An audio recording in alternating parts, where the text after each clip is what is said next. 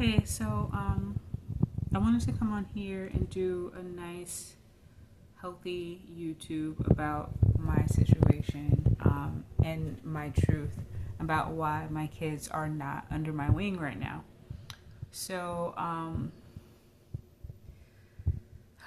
let me take it from the top. So, prior to my son going into kindergarten, my first son, my oldest Isaac, he was very excited about reading, excited about his future, excited about all the things that he wanted to do. Now, in the midst of raising Isaac, I was kind of like subliminally dealing with, um, his dad doing some really fucked up things to me behind closed doors. Um, and yeah, I was drinking about it, I guess, to kind of cope, but it would always be like after hours, like my nightcap, like my self care time, my time to unwind, things like that. Cool. Um, anyways, um, I became pregnant with his sister. I had her around 2017. Um, and then, he started kindergarten, he was 5. And he got accepted into this magnet school. And so I'm thinking, oh, cool, he's going to go to my old elementary school, which used to be Hickory, but was then then or now, I don't know, I don't care, Coretta Scott King Magnet School in University Park. Cool. I'm thinking legacy. I'm like, all right, I don't know necessarily what a magnet school entails that makes it different from an elementary school, but okay. It took a lottery for him to get in, so they made it seem like it was going to be this superior educational experience. And if you know anything about me, you know that I grew up in education, so I care a lot about it. I love to read. I love to write. I just love to use my mind and think for myself. Anyways, so one morning, we're hustling and bustling about. Well, actually, no, it was like, I think after school one day. And Isaac is like, since he was like an only child for like more than 4 years, he's always been really territorial about me. And to this day, he's a lot better about it, but he's like, Mom, you got me taking care of all these kids. I didn't ask for all these kids. Like he has essentially been the father in the house. And that's not even in an ancestral way, because I don't see my son that way. But because his dad really failed to be present for us, he helped me a lot with things around the house. He's very independent. He had to grow up, a bit before he needed to, because he knew that he had to help his mommy. And I love him so much for that. Izzy, I love you, my rider. Anyways, so one day, him and his sister are fighting, and it's all over, a game, a handheld game, fuck.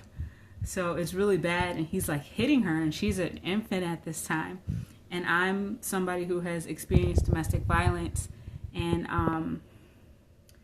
I guess, at that time, he did get popped. I'm going to be honest. I popped him. I popped the shit out of him because I'm not okay with him hitting girls, and I would rather pop him in the privacy of my home than for him to get popped by the police and end up sitting in prison for however long. So that was when I've since become a no-hit household, so that, totally stopped after this incident. But, I grew up getting spankings and things like that. Anyways, I was going to keep him home the next day, but I didn't. He goes to school. They end up calling CPS on me, DCFS, whatever.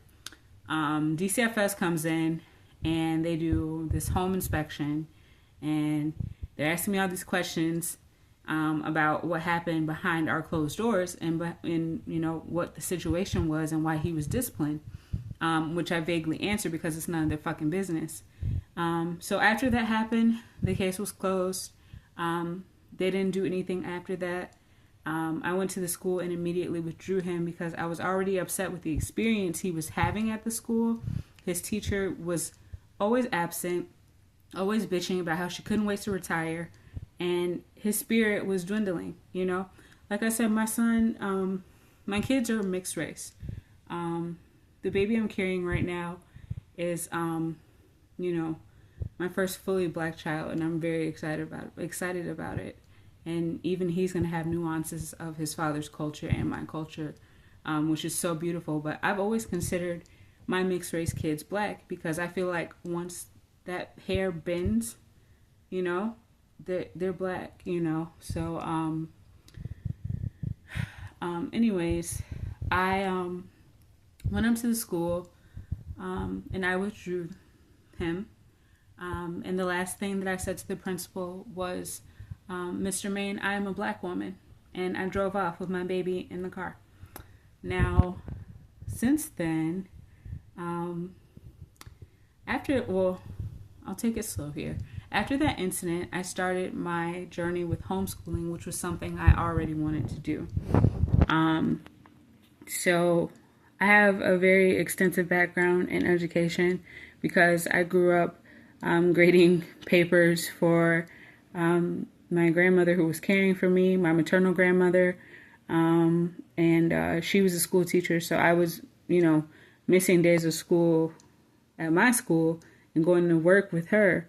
So I was essentially teaching at like a very young age, you know, so I've always been like smart. I've always spent my summers doing like, you know, the academic books and stuff. Like, I genuinely love learning. You know, I wasn't joking when I said I was a forever student or being trendy. Like, no, that's for real, you know, because I really do love education. And I see the value in it. So I said all that to say, I felt more than capable of homeschooling my kids. I had all the tools, had lots of like books, and you know, we have a really crazy book collection. I'm talking about boxes and boxes of books. Thank you, Wick. Thank you, Fran, and everyone else who's given us books. And we also just had like lots of like colored pencils and, you know, different things. I tried to embrace doing centers at home and, you know, all of those things, but I just really needed a little more support that I know that I couldn't depend on their father to give me, because I knew kind of early on that he wasn't really there to help me, but we were like a picture prop to him.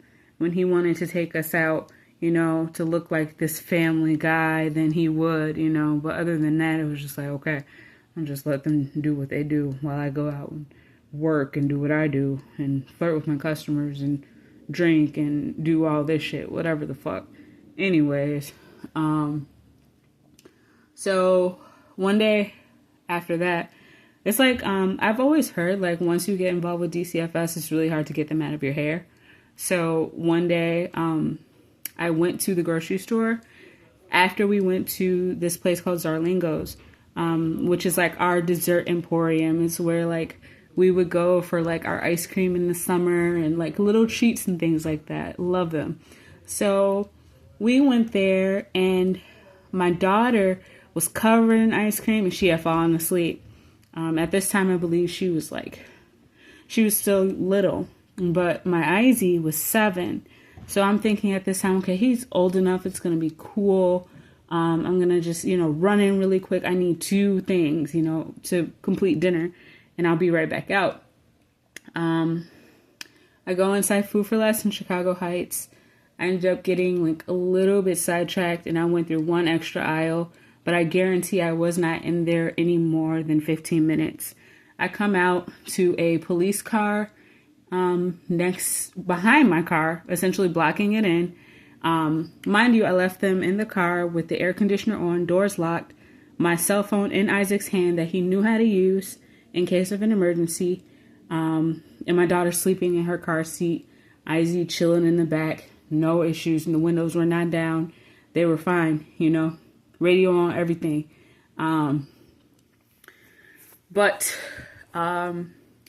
Yeah. Like I said, doors are locked. I come out, and there's some lady in an SUV parked next to me. She's like, "You need to do better, sis." So I guess she had alerted the police that my kids were in the car by themselves while I was in the store in that short amount of time.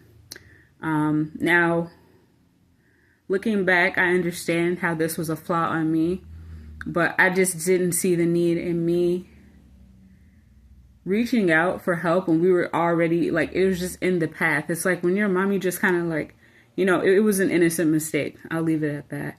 I didn't feel like I needed to call somebody to babysit them just for me to go get two things, really fast. I just shouldn't have went down that extra aisle and food for less, period. Fine. But that happened, and then so I'm nursing my daughter at this time. She was, like I said, 100% breastfed. So the officer was really weird. So one of them was just kind of like speaking to me as if he was going to let me go with a warning.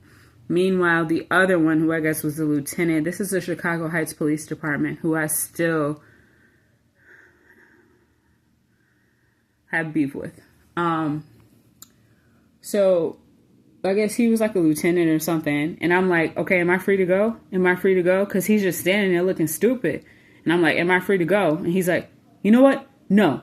And then like makes me drive my car behind him. Mind you, I was never put in cuffs or anything. Never had they did take a mugshot of me, which was cute, by the way. But I drove my car to the police station. I'm sitting in, this room with a camera with like the first 48 interrogation room or whatever. Nobody comes to question me, though. I was never interrogated or anything because we had discussed the situation. It was already resolved in the parking lot. And I admitted that, okay, I'm sorry. It was a simple mistake. It was an innocent mistake, honestly. And, I was just doing the best that I could as a single mother, like I've been a single mother way before I was officially declared a single mother. Mind you, I've never been married.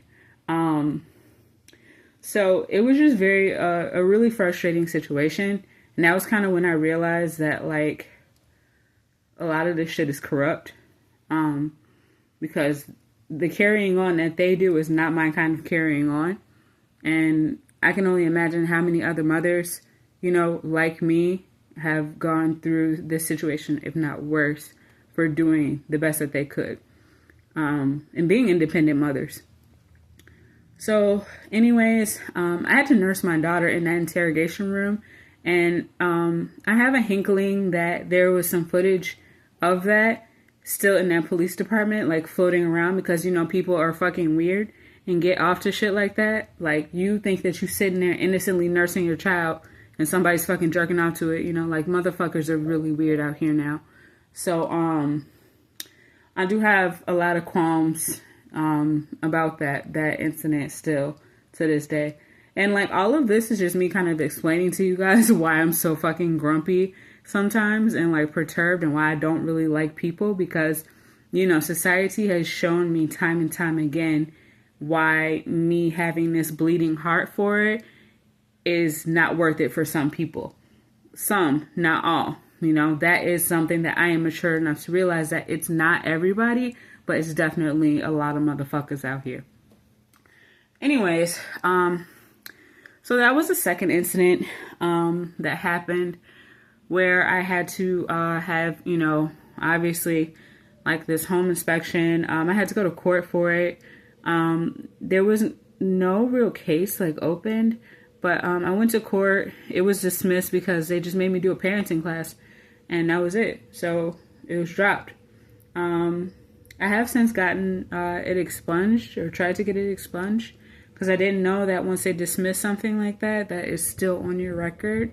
So that sucks. But I have, reached out to the resources to kind of get that taken care of. So it doesn't look like, I'm a neglectful mother because that can tarnish your future employment or like anything that you try to do. Fast forward, when I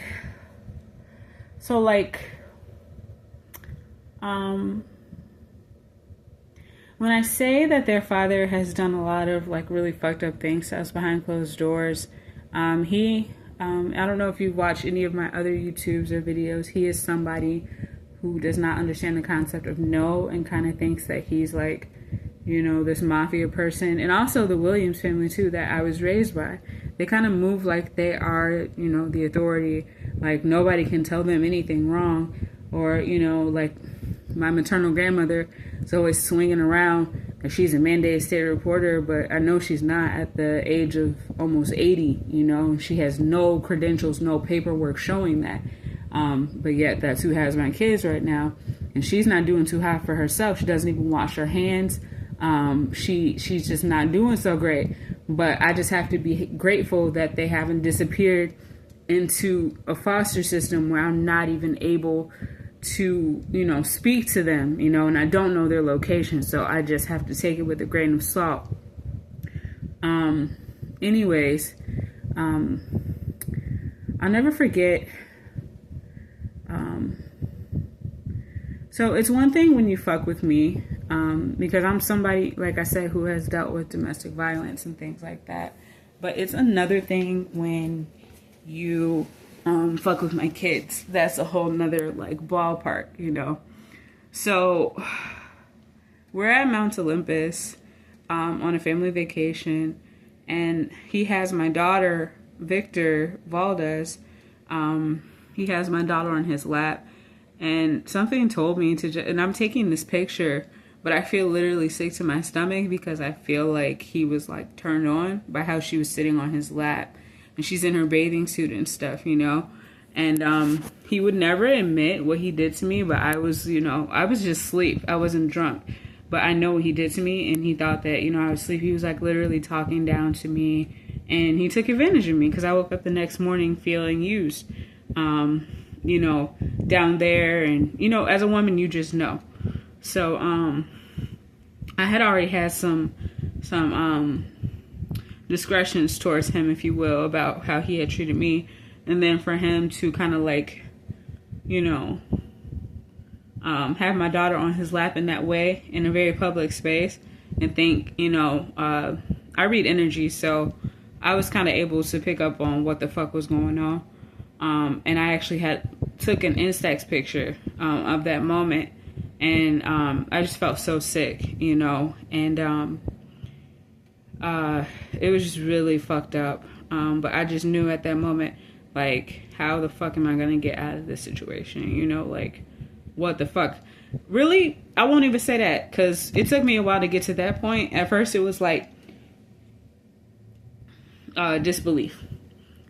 Stockholm syndrome, where you, like, are in love with your abuser in hopes that they'll change, or in hopes that they won't keep abusing you and your kids and things like that. So I think I dealt with that for a while, and that was me processing the shock and the gravity of the situation. And then it was just like, fuck, I need to start slowly but surely getting away from this motherfucker, because, you know, it was that, what he did to me, what he did to my daughter, what he did to my son, you know, on his, you know, birthday when we went to Universal Studios, and then my baby was almost kidnapped. Afterwards, it's just like a number of red flags. And this is why I will always stand behind the quote, don't ever try to paint someone's red flags pink. Or, you know, lessen the blow of what someone has shown you. Especially as a mother, especially as a parent. Like, you have to be vigilant, because you are essentially all that your kids have. As far as a guardian goes, you are their guardian angel on this plane with them. So be vigilant about that. If you feel like, you know, your new boyfriend, or, you know, whoever the fuck, you know, is the male figure in your house around your kids isn't a safe male, then make sure that you're taking the steps to get that motherfucker away from them, you know. Make sure you're taking the steps, you know, if you're somebody like me right now, I actually have to take the steps to get financially independent enough so that I can have my kids under my wing all at once, you know. And I have, you know, this new baby coming, so I'm preparing for him, and also, you know, preparing their life for my other 3 kids and our cat, and also Trey's, you know, beautiful son, you know. So it's like I'm holding space for him as well. So it's like I'm trying to help him do the same thing for him. But the world is making it very hard for us, because we are not what, I guess, traditional parents look like. Or, you know, he, you know, in my personal situation, I'm not going to speak about his personal business, but for me, the family, on my maternal side actually started collaborating with my abuser, with Victor. I'm not even going to give him a cute name like abuser Victor Valdez. They started being Team Valdez and essentially building a mental health, record on me, to deem me as unfit. This is how Catholic Charities came into the picture, because I have tried to leave a couple times with my kids, and both times they took my kids under their care and threw me in the loony bin, which is so fucked up, but there's nothing wrong with me. I can assure you I'm not crazy. I'm just fed the fuck up with these dumbass bitches, and really trying my hardest not to go to jail over this shit. I'm past that, because I can never get my kids back if I go to prison, So I can't take them there with me, I just can't. So I just have to move a lot differently and move accordingly. I'm saying all of this to say, if you're somebody who is trying to escape an abusive family or, an abusive partner, know that you are not alone. Know that God is with you always. Ask him to order your steps. Ask him to show you exactly what it is that you need to do to get your babies back under your wing. Do your best to be the best public and private example for your children, because they are watching. Whether or not they let you know they are watching your every single move. When they are looking for any little thing to invalidate you as a good parent. Now, with me getting put in the mental hospitals, I kind of debunked that my fucking self by refusing, the medications that I was offered. I did take them, I did take everything that they advised. I even received a fucking ridiculous shot, a number of pills that almost blinded me, a 30-day shot that zombified me and completely took me out of my element. They ultimately wanted to silence me and, take away my personality and take away, my sparkle using pharmaceuticals, because I was rebelling against their order and against everything that their family creed stands for on my maternal side, and also Victor. It's difficult when you're standing alone against that family, and against those types of people who strictly manipulate the circumstances to kind of, tell this story that is extremely untrue. But going back to how Catholic Charities got involved, I left with my children and went across state lines to Indiana. We just kind of slept in the car. The heat was on. We only had about like $60 because this nice lady had given us some money. She actually extended her home to us, but I would never take my kids into a stranger's home. No offense to that white lady, but no. I can't put them, in that type of situation, so I felt better just us sleeping in the car with that $60, and water and the ability to go to the bathroom and do everything that they needed to do, and heat because it was cold outside. And this is after we had my man, we had my Noah, my last baby, so it was all four of us in the car. Unfortunately, I left Figs behind, our cat, but I was just trying to get away. It wasn't a manic episode or a manic break. It was just me being fucking sick of their shit, and just really realizing what they were doing, which was lying and manipulating the truth. So it's just really rough. And that's also when I kind of start waking up to who I truly am, because I've always had some theories that, like, the person that they presented to me as my dad wasn't my dad.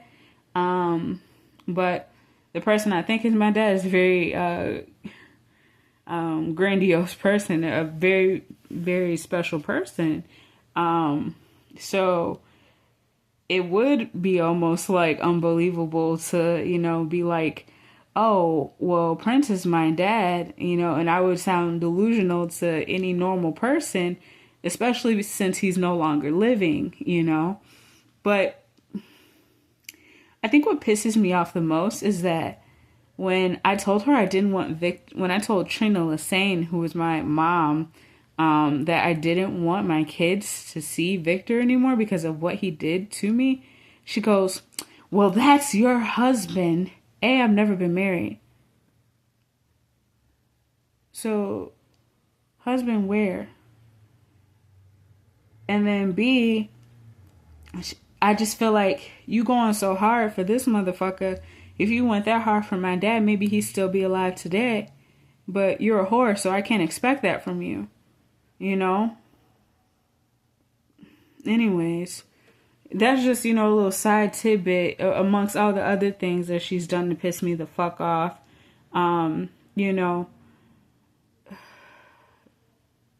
Fuck her. Fuck Trina, okay? Anyways, fuck Catholic Charities because to rebel against the fact that I took my kids, to essentially escape abuse, they formed a safety plan and made me sign it. I shouldn't have fucking signed the shit. But they formed a safety plan that I wasn't able to be around my kids without an adult present. Okay? Somebody who has spent over 10 years with them, just us and the cat. Now all of a sudden, I'm not deemed safe alone with them because I wanted to get the fuck away from them abusing us and taking advantage of us and using us.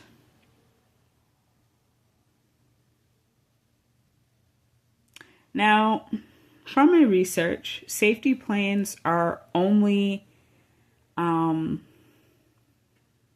good for 60 days, while you are provided with solutions for the issue, whether it be employment, whether it be furniture, housing, all these things that they're supposed to magically do at Catholic Charities, which they provided me with 0.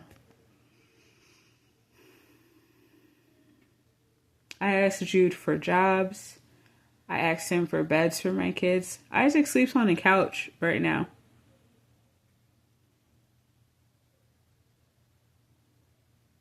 He doesn't have a room, and he's 12.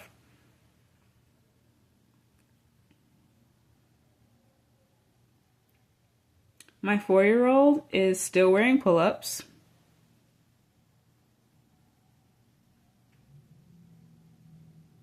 And my daughter has boobs because she was sexually abused. And she's fucking 7. Just like I did when I was her age.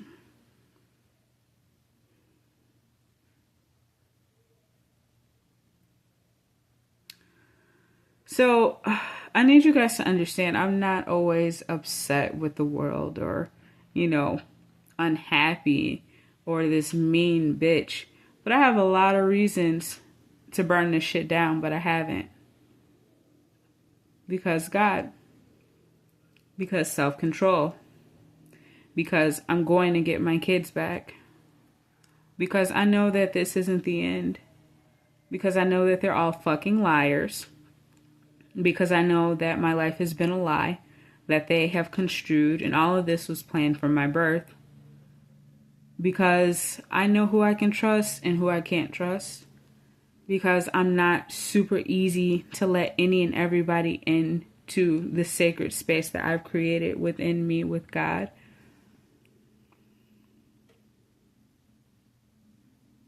Because I'm not willing to share my kids with them once I get them back.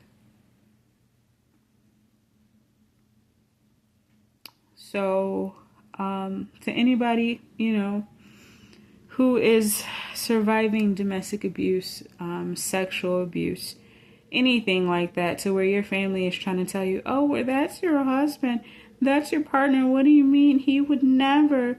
That's gaslighting. You're not fucking crazy. You don't need a pill to numb you out or make you forget or make you go blind The shit that you've seen can't be unseen, even if they did make you blind. It only takes one pill to kill you, so that's why they want you on a prescription. Now, don't get me wrong. I'm not against therapy. I'm not against, psychological drugs that actually help people with chemical imbalances, because some people do need to be sedated, but I'm not one of them.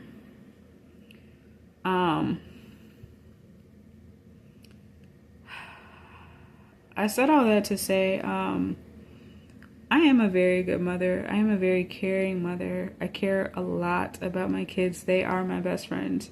I'm so grateful that God let me give birth to my best friends.